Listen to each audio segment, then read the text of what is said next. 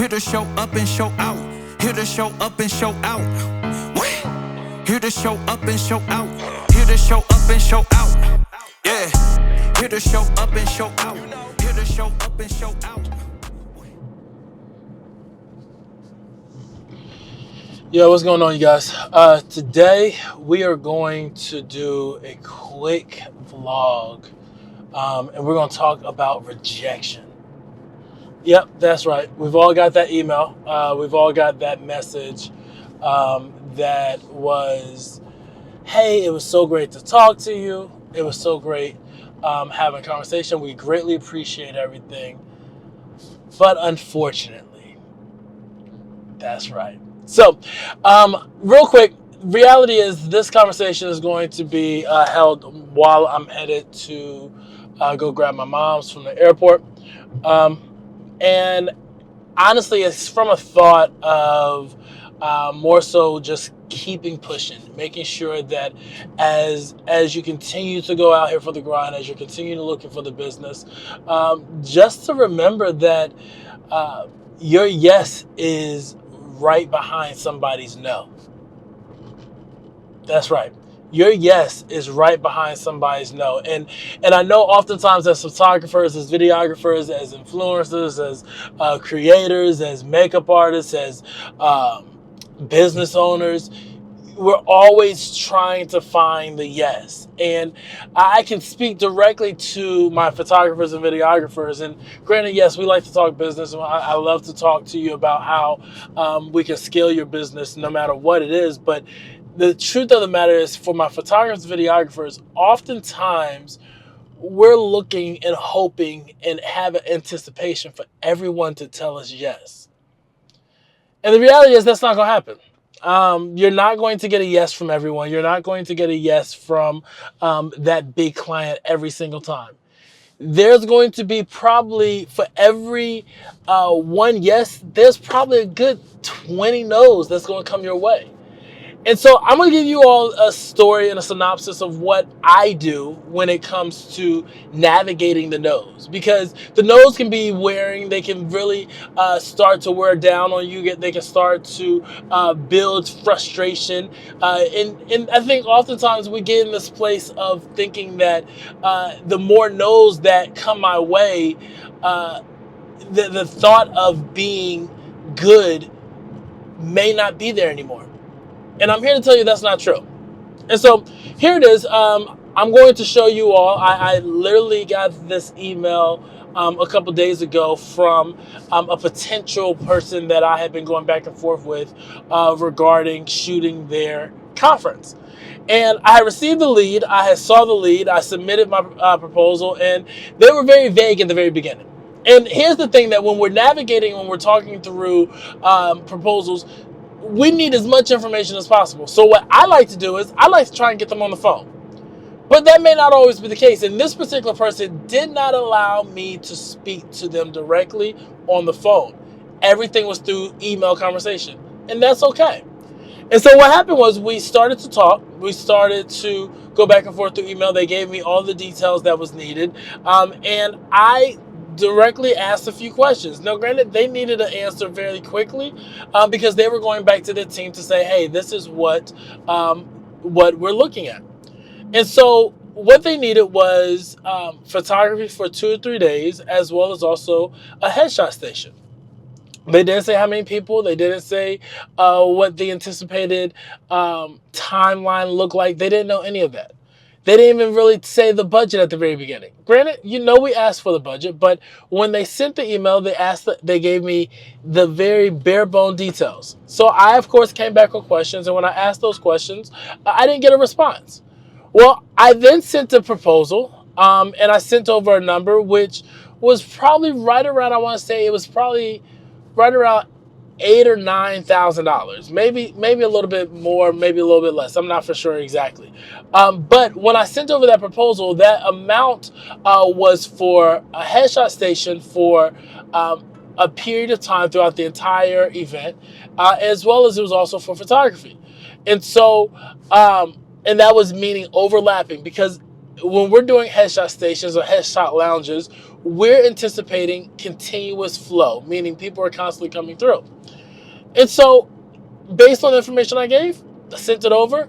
They looked at it and they're like, hey, thank you. And I said, thank you. I said, I would love to know your thoughts around the proposal if we are within range.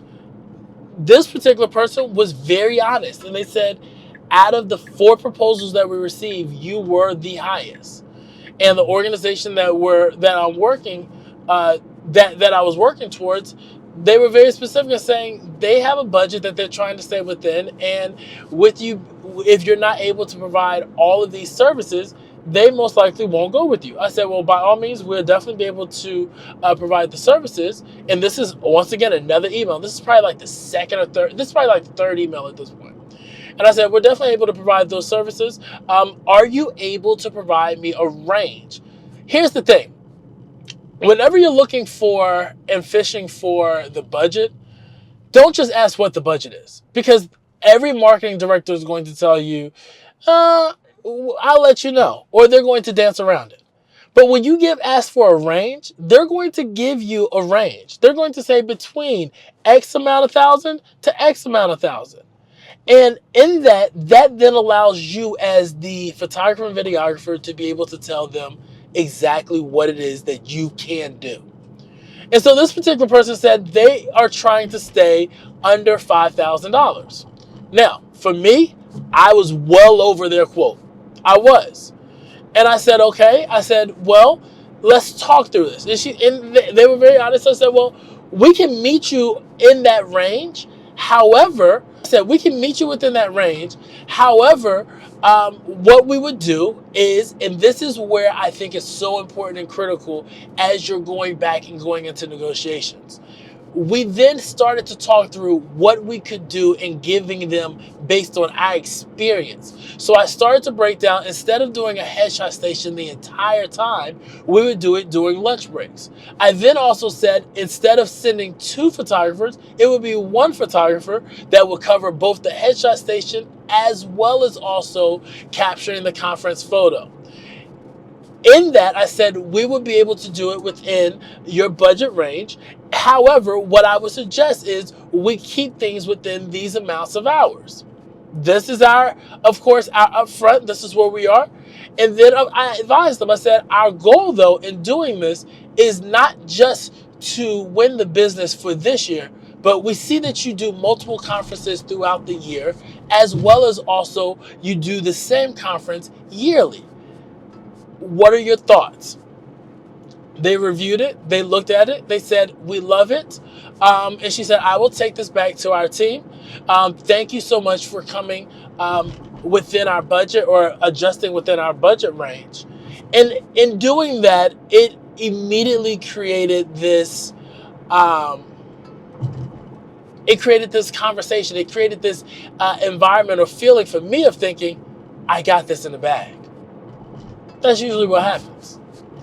Well, a day went by, 3 days went by, the weekend hit, and this client then came back and didn't respond to my first email follow-up. I sent them an email, they didn't respond. I said, okay, well, you know what, it's okay. I did a little bit of negotiating, that's not a problem. Maybe they're still talking, we had a holiday. Well, then we went back again. And when we went back again, they didn't respond immediately, but they responded the day later. And when they responded, she came back with the unfortunately, the dreaded email. But this time when she responded, the unfortunately was not a no, we decided to go with someone else. It was unfortunately the client's team did not see the value in having professional photography and videography due to a lot of shifting environments. We're going to decide to keep photos in-house this year. My response, because I believe that while I received a no, it's important to thank someone for taking time with you. And so what I did was I said, thank you for your time. I greatly appreciate having this conversation with you. I then, of course, elaborated on, hey, these are the things that we have done. These are ways that we've seen great return based on even having sponsorship from other sponsors, etc., please let me know if that's something that we could do to potentially meet you all within your budget range. She then said, it's not you. Because now, knowing that she responded again, she said, it's not you. It is we as an organization are going through some shifts. And I would love the opportunity to work with you in the future. I will save your contact information and will for sure reach out when it's appropriate. Oftentimes, as a photographer or videographer, we immediately stop there. I said, I understand that. What I will do then is I will set some time aside to follow up with you in the next couple of months. So team, this is the most critical part. You have to set a follow-up to your no. It's one thing to send the email, to have conversation, to ask about budget as far as in a range. But it's another thing to thank the person, of course, of them taking the time, even to come back and tell you no. But then the last part is setting a follow-up of making sure that in your calendar, you go back to this person, whether it's 4 months from now or whether it's a year from now. I would say typically not 12 months, but right around 8 to 9 months from now. What that does is it lets that client know that I'm serious about your business. What it does is it lets them know that I want your business and I want to be a partner with you through this. And so the last thing that I do for every no that I receive, I immediately, save that contact, and then I set a calendar reminder to follow with them within 8 months. Depending on how much conversation I have, it may be a 4 or 5 month follow-up. But for sure, I set an 8 month follow-up to make sure that this time around, when the time comes around next year, I'm in front of the conversation and not just at the conversation. That way, when they're going into the meetings, they're going to say, I remember I spoke to this person last year and they were very interested and I would love to see how we can be a part of it.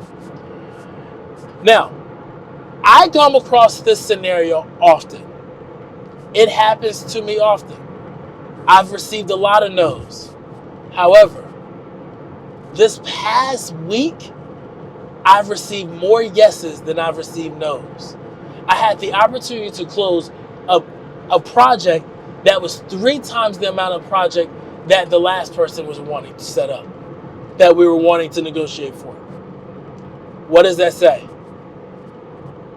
There's a yes waiting behind somebody's no.